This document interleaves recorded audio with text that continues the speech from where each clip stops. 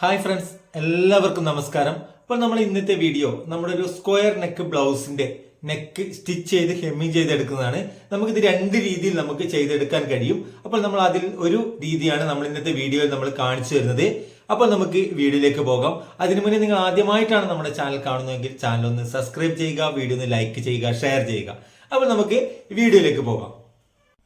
അപ്പോൾ നമ്മുടെ കട്ട് ചെയ്ത് വെച്ചിട്ടുള്ള സ്ക്വയർ നെക്ക് ബ്ലൗസാണിത്. അപ്പോൾ നമ്മുടെ ലൈനിങ് പീസും അതുപോലെ തന്നെ ബ്ലൗസ് പീസിലും നമ്മളിത് കട്ട് ചെയ്തെടുത്തിട്ടുണ്ട്. ഇനി നമ്മൾ ആദ്യം നമ്മുടെ ബാക്ക് പീസ്, നമ്മുടെ ബ്ലൗസിൻ്റെ ലൈനിങ് പീസിൻ്റെ ബാക്ക് പീസിനെ എടുക്കുന്നു.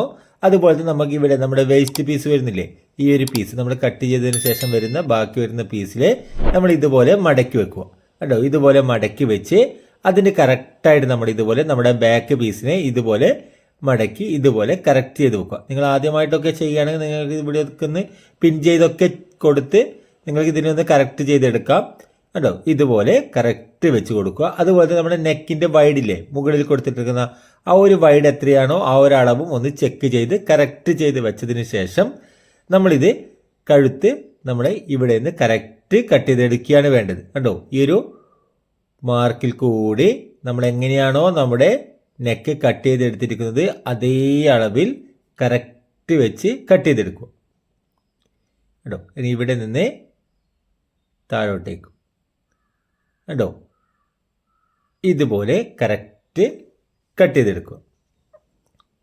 ഇനി നമ്മളിവിടെ നമ്മുടെ ഷോൾഡർ ഭാഗവും നമ്മളത് കറക്റ്റ്, നമ്മുടെ ബോഡി അളവ് എങ്ങനെയാണോ അതിനനുസരിച്ച് നമ്മുടെ ഷോൾഡർ ഭാഗവും നമ്മൾ കറക്റ്റ് ചെയ്തെടുക്കണം.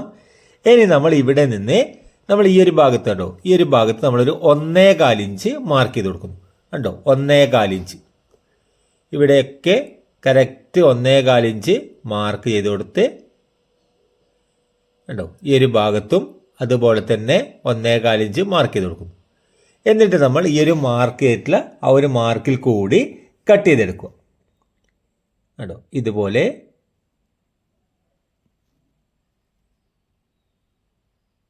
ഈ ഒരു മാർക്കിൽ കൂടി ഇതുപോലെ കട്ട് ചെയ്തെടുക്കും കണ്ടോ.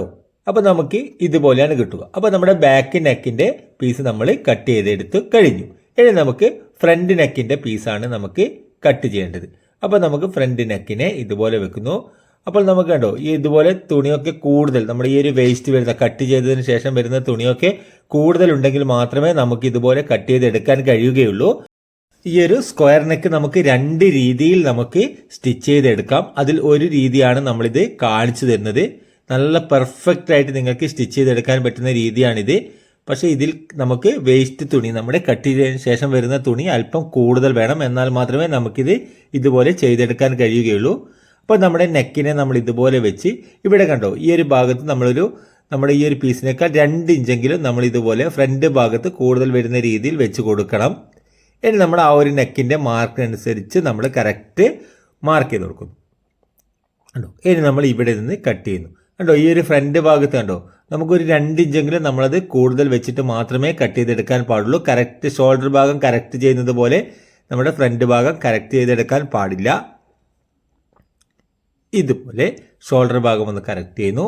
ഇവിടെ കണ്ടോ, ഈ ഒരു ഭാഗത്ത് നമുക്കൊരു 2 ഇഞ്ചെങ്കിലും വരുന്ന രീതിയിലാണ് നമ്മൾ വെച്ച് കൊടുക്കേണ്ടത് കണ്ടോ, എക്സ്ട്രാ കണ്ടോ. അത് നമ്മൾ എന്തിനാണെന്ന് നമ്മൾ സ്റ്റിച്ച് ചെയ്യുന്ന സമയത്ത് കാണിച്ചു തരാം.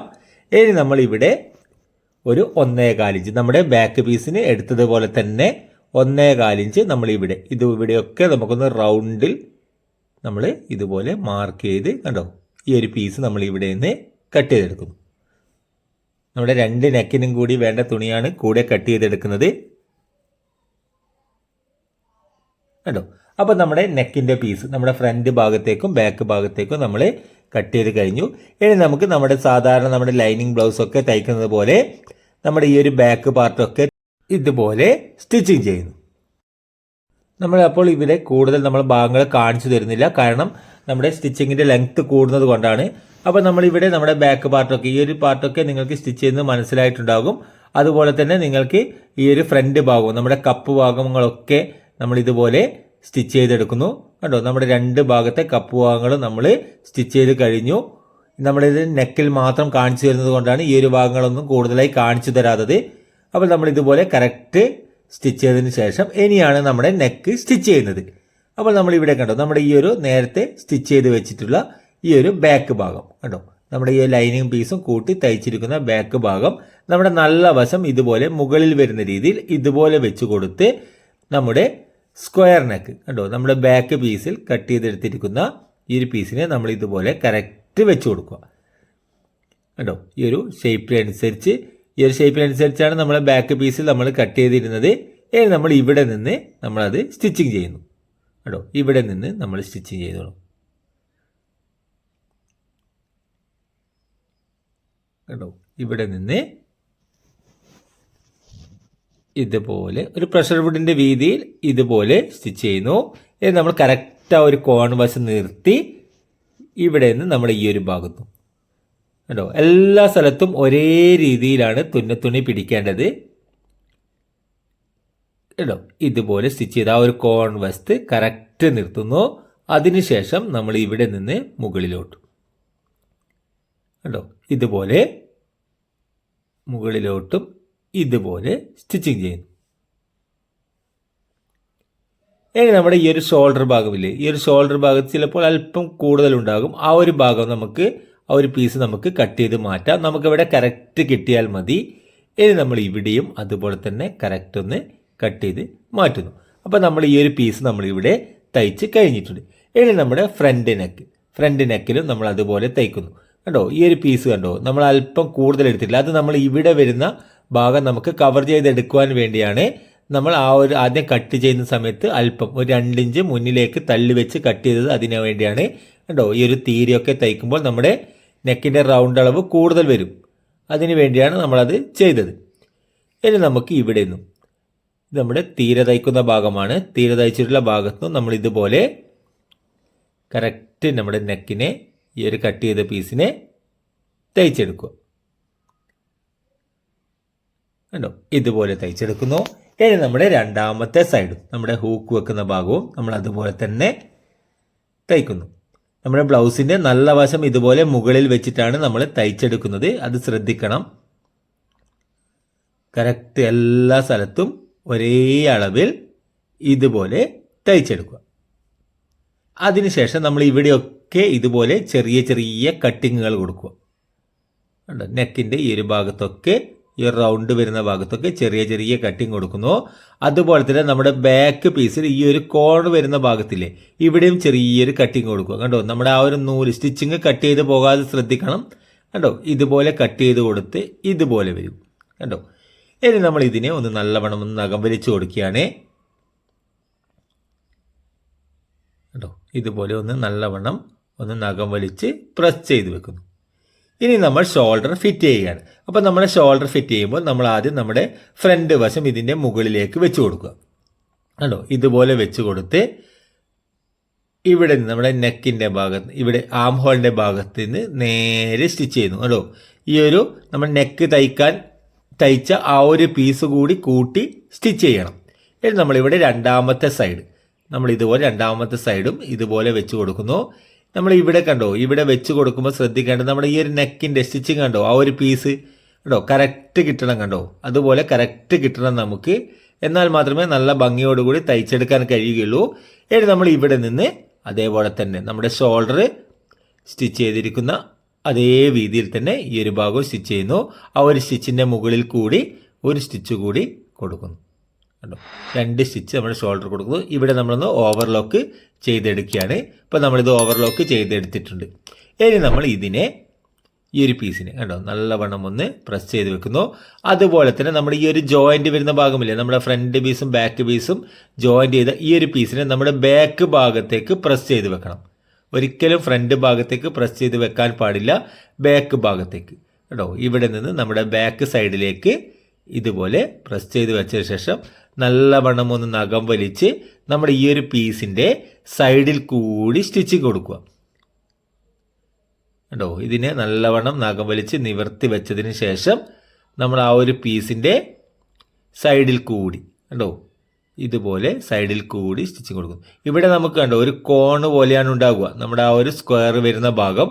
അപ്പോൾ അവിടെ നമ്മളൊന്ന് ഇതുപോലെ വെച്ച് നമ്മളിവിടെ ഒന്ന് മടക്കി കൊടുത്താൽ മതി. നമ്മുടെ ആ ഒരു സ്റ്റിച്ചിങ്ങിൽ പ്ലീറ്റ് വരാൻ പാടില്ല. നമുക്ക് ആ ഒരു സ്റ്റിച്ച് ചെയ്ത് കഴിഞ്ഞാൽ അവിടെ നമുക്ക് നേരെ വരുന്ന രീതിയിലാണ് കിട്ടേണ്ടത്. ഒരിക്കലും അവിടെ പ്ലീറ്റ് വരാൻ പാടില്ല. പ്ലീറ്റ് വന്നാൽ നമുക്കത് സ്റ്റിച്ച് ചെയ്തെടുക്കാൻ ബുദ്ധിമുട്ടാണ്, ഹെമ്മിങ് ചെയ്തെടുക്കാൻ ബുദ്ധിമുട്ടാണ്, വൃത്തി ഉണ്ടാവില്ല ഹെമ്മിങ് ചെയ്തെടുത്ത് കഴിഞ്ഞാൽ. ഇതുപോലെ ഒന്ന് മാറ്റി കൊടുത്താൽ നമുക്കവിടെ ആ ഒരു ഭാഗം നമുക്ക് നല്ല വൃത്തിയോടുകൂടി തന്നെ നമുക്ക് തയ്ച്ചെടുക്കാൻ കഴിയും. ഇനി നമ്മൾ ഇവിടെ കറക്റ്റ് വെച്ച് നമ്മൾ ഇവിടെ വരെ സ്റ്റിച്ച് ചെയ്തെടുക്കുന്നു കേട്ടോ. ആ ഒരു സൈഡിൽ കൂടി, പരമാവധി സൈഡിൽ കൂടി തന്നെ ഈ ഒരു പീസിൻ്റെ മുകളിൽ, എന്നാൽ പരമാവധി സൈഡിൽ കൂടി കണ്ടോ. നമ്മുടെ ഈ ഒരു കോൺവശം കണ്ടോ, നമുക്കവിടെ പ്ലീറ്റ് ഒന്നും വരാതെ കിട്ടിയത് കണ്ടോ. ഇനി നമ്മൾ ഇവിടെ നിന്ന് ഈ ഒരു പീസിനെ നമ്മൾ ഇവിടെ ഈ ഒരു തയ്യൽ തുമ്പില്ലേ, ആ ഒരു തയ്യൽ തുമ്പിന് ടച്ച് ചെയ്ത് വെച്ചുകൊണ്ട് സ്റ്റിച്ച് ചെയ്യുക. ഇതാണ് നമുക്ക് മടക്കി ഹെമ്മിങ് ചെയ്യേണ്ടത്. അപ്പോൾ നമ്മൾ ഈ ഒരു തയ്യൽ തുമ്പിനെ കറക്റ്റ് ടച്ച് ചെയ്യുന്ന രീതിയിൽ ഈ ഒരു ഭാഗം നമ്മൾ മടക്കി കൊടുത്ത് ഈ ഒരു പീസിൻ്റെ സൈഡിൽ കൂടി, ഇതൊരിക്കലും വീതിയിൽ സ്റ്റിച്ച് ചെയ്തെടുക്കാൻ പാടില്ല, സൈഡിൽ കൂടി മാത്രമേ സ്റ്റിച്ച് ചെയ്തെടുക്കാവൂ. ഇതുപോലെ മടക്കി കണ്ടോ, ആ ഒരു വീതിയിൽ എല്ലാ ഭാഗത്തും നമ്മുടെ ആ ഒരു തയ്യൽ തുമ്പിൻ്റെ കറക്റ്റ് ടച്ച് വരുന്ന രീതിയിൽ നമ്മൾ ഇതുപോലെ മടക്കി സ്റ്റിച്ച് ചെയ്താൽ നമുക്ക് എല്ലാ സ്ഥലത്തും ഒരേ വീതിയിൽ നെക്ക് നമുക്ക് ഹെമ്മിങ് ചെയ്തെടുക്കാൻ പറ്റും. നമ്മുടെ ഈ ഒരു സ്ക്വയർ ഭാഗമൊക്കെ ഇതുപോലെ ഒന്ന് മടക്കി കൊടുത്ത് കേട്ടോ, ഇതുപോലെ മടക്കി കൊടുത്ത് നമുക്ക് സ്റ്റിച്ചിങ് ചെയ്യാം.